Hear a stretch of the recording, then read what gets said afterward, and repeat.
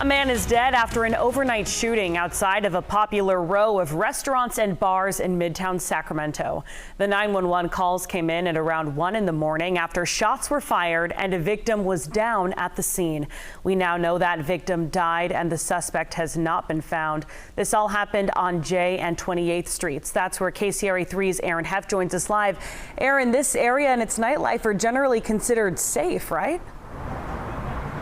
Yeah, absolutely. This area very cordial, even when crowds get, here it's not anything but tame. I spoke to neighbors and business owners alike. They say during the day here, it's very quiet, and even at night when there is ruckus, people are very cordial. But last night's violence, they find shocking.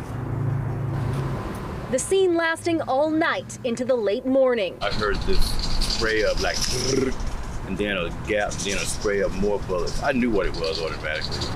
Closing roads as homicide investigators and Sacramento police secured evidence. A hole left in a car window by a stray bullet and restaurant patios left with drinks. Sacramento police told KCRA around 1 in the morning there was a fight in and near the restaurant Bar West. It escalated and two men grabbed guns and began shooting at one another. One of those men died and the other got away. We're tired of the gun violence in our city.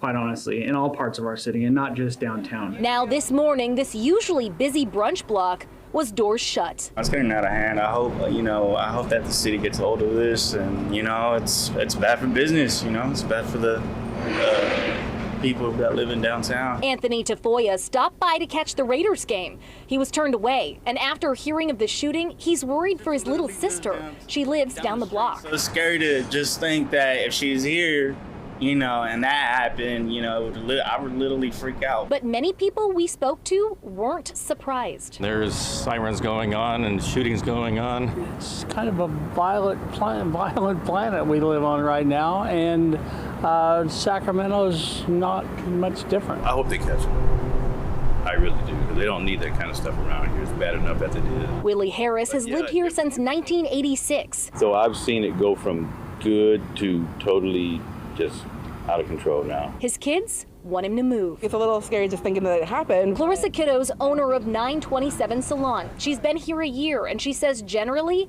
it's a very non-threatening area. And now she's not excited to have to address with clients this shooting that happened on her block. I will be uncomfortable because everyone's going to hear the story and they're going to ask questions. Matt Russell strolls his kids down the block all the time. Walking on J Street is the one road that we can get through, and it's actually the nicest route of any of the freeway underpasses to go under. But now another violent crime that many hope doesn't taint the area.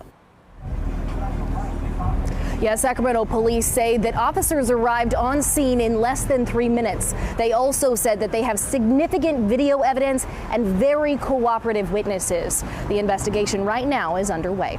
In Sacramento, Aaron Heff, KCRA 3 News. Aaron, thank you so much for that update. Another deadly shooting happened in the same area of the shooting that happened this morning. That shooting happened back in January. Take out your phone and open up the camera app. If you scan this QR code on your screen, it will take you to our website where we have a map of the shootings that have happened in Sacramento and in Stockton. We do update that map weekly.